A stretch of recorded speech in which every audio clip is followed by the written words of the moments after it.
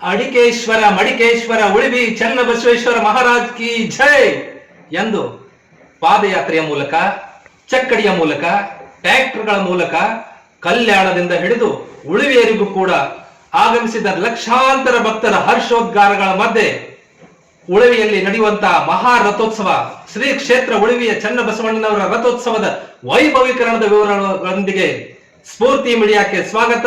ದೇವಣ್ಣ ಹೈಬತ್ತಿ. ಎಲ್ಲರಿಗೂ ನಮಸ್ಕಾರ. ಕರ್ನಾಟಕದ ಕಾಶ್ಮೀರ ಎಂದೇ ಪ್ರಖ್ಯಾತಿಯಾದ ಉತ್ತರ ಕನ್ನಡ ಜಿಲ್ಲೆಯ ಜೊಯ್ಡಾ ತಾಲೂಕಿನ 800 ವರ್ಷ ಇತಿಹಾಸವುಳ್ಳ ಧಾರ್ಮಿಕ ಕ್ಷೇತ್ರಗಳಲ್ಲಿ ಮುಂಚೂಣಿಯಲ್ಲಿದೆ. ಪಶ್ಚಿಮ ಘಟ್ಟಗಳ ಹಸಿರು ತಪ್ಪಲಿನ ಒಡಲಿನಲ್ಲಿರುವ ಉಳವಿ ಕಾರವಾರದಿಂದ 70 ಕಿಲೋಮೀಟರ್, ಹುಬ್ಬಳ್ಳಿ ಧಾರವಾಡದಿಂದ 120 ಕಿಲೋಮೀಟರ್ ದೂರದಲ್ಲಿದೆ.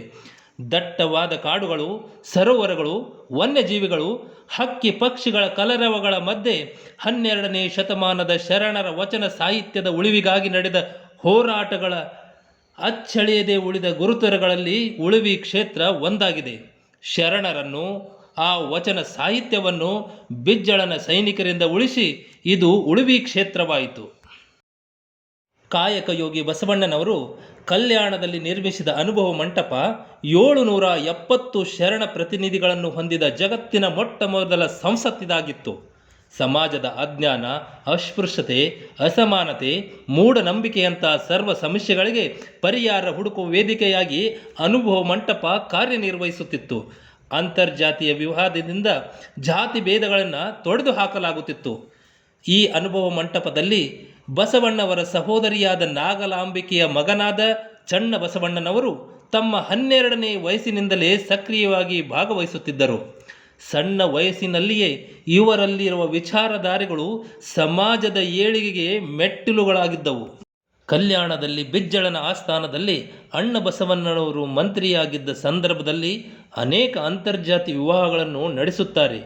ಅಧಿಕಾರದ ದಾಹಕ್ಕಾಗಿ ಕೆಲ ಕುತಂತ್ರಿಗಳು ಇದನ್ನೇ ಕಾರಣವಾಗಿಟ್ಟುಕೊಂಡು ಬಿಜ್ಜಳ ರಾಜನ ಮನ ಪರಿವರ್ತಿಸಿ ಮಹಾಕ್ರಾಂತಿಯನ್ನೇ ಪ್ರಾರಂಭಿಸುತ್ತಾರೆ. ಅನೇಕ ಶರಣರ ಮಾರಣ ಹೋಮಗೈಯುತ್ತಾರೆ. ವಿಭೂತಿ, ರುದ್ರಾಕ್ಷಿ, ವಚನ ಸಾಹಿತ್ಯ ಕಂಡಲ್ಲಿ ಸುಟ್ಟು ಹಾಕಲಾಗುತ್ತದೆ. ಶರಣ ಸಿದ್ಧಾಂತದ ಮಾಣಿಕ್ಯಗಳಾದ ವಚನಗಳನ್ನು ಮುಂದಿನ ಪೀಳಿಗೆಗೆ ಉಳಿಸಲು ಶರಣರು ಬೇರೆ ಬೇರೆ ದಿಕ್ಕುಗಳಲ್ಲಿ ತಂಡವಾಗಿ ದೇಶಾಂತರ ಹೊರಡುತ್ತಾರೆ. ಬಸವಣ್ಣನವರು ಕೂಡಲ ಸಂಗಮಕ್ಕೆ ಹೊರಡುತ್ತಾರೆ. ಬಸವಣ್ಣನವರ ಅಳಿಯನಾದ ಚನ್ನ ಬಸವಣ್ಣನವರು ತಾಯಿ ನಾಗಲಾಂಬಿಕೆ, ಸಹೋದರಿ ಅಕ್ಕ ನಾಗಮ್ಮನ ಮತ್ತು ಕೆಲವು ಶರಣರ ತಂಡದೊಂದಿಗೆ ಹೊರಟು ಉಳುವಿಗೆ ಬಂದು ತಲುಪುತ್ತಾರೆ. ಇಲ್ಲಿ ಕದಂಬ ಅರಸರ ಆಡಳಿತ ಇಲ್ಲಿರುತ್ತದೆ. ಅವರು ಶರಣರ ವಿಚಾರಧಾರೆಯನ್ನು ಅರಿತು ಅವರಿಗೆ, ಅವರ ವಚನ ಸಾಹಿತ್ಯಕ್ಕೆ ರಕ್ಷಣೆ ಮತ್ತು ಬೋಧನೆಗೆ ಆಶ್ರಯ ನೀಡುತ್ತಾರೆ. ವಚನ ಸಾಹಿತ್ಯ ಮತ್ತು ಶಿವಶರಣರನ್ನು ಬಿಜ್ಜಳನ ಸೈನಿಕರಿಂದ ಉಳಿಸಿದ್ದಕ್ಕಾಗಿ ಇದು ಉಳಿವಿ ಕ್ಷೇತ್ರವಾಯಿತು. ನಂತರ ಉಳಿವಿಯಲ್ಲಿ ವಚನ ಸಾಹಿತ್ಯ ಬೋಧಿಸುತ್ತಾ ಪ್ರಖ್ಯಾತರಾದ ಚನ್ನ ಬಸವಣ್ಣನವರು ತಮ್ಮ 25ನೇ ವಯಸ್ಸಿನಲ್ಲಿಯೇ ಜೀವಂತ ಸಮಾಧಿ ತೆಗೆದುಕೊಳ್ಳುತ್ತಾರೆ. ಅವರ ಸಮಾಧಿಯ ಮೇಲೆ ಚನ್ನ ಬಸವೇಶ್ವರ ದೇವಸ್ಥಾನ ನಿರ್ಮಿಸಲಾಗಿದೆ. ನಿತ್ಯ ಪೂಜೆ, ರುದ್ರಾಭಿಷೇಕ ನಡೆಯುತ್ತವೆ. 2 ಹೊತ್ತು ನಿರಂತರ ಅನ್ನದಾಸೋಹ ನಡೆಯುತ್ತದೆ. ಅಕ್ಕಮಹಾದೇವಿ ದೇವಾಲಯ, ವೀರಭದ್ರ ದೇವಾಲಯ, ಪಂಚಲಿಂಗೇಶ್ವರ ಗುಹೆ, ಆಕಳಗವಿ, ರುದ್ರಾಕ್ಷಿ ಗವಿ, ಅಕ್ಕಮಹಾದೇವಿ ಗವಿ, ಹರಳಯ್ಯನ ಚಿಲುಮೆ ಇಲ್ಲಿಯ ವಿಶೇಷ ಆಕರ್ಷಣೀಯ ಸ್ಥಳಗಳಾಗಿವೆ.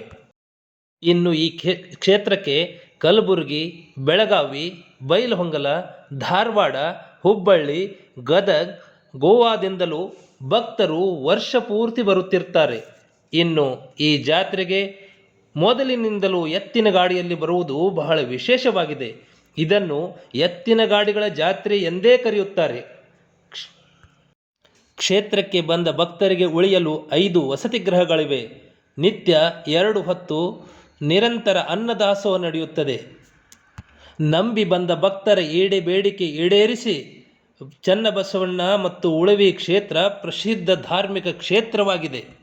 ನೆನೆದ ಭಕ್ತರಲ್ಲಿ ಮತ್ತು ಜನಮನ ಸಾಗರದಲ್ಲಿ ಉಳವಿ ಮತ್ತು ಉಳವಿ ಚನ್ನ ಬಸವಣ್ಣನವರು ಶಾಶ್ವತವಾಗಿ ಉಳಿದಿದ್ದಾರೆ.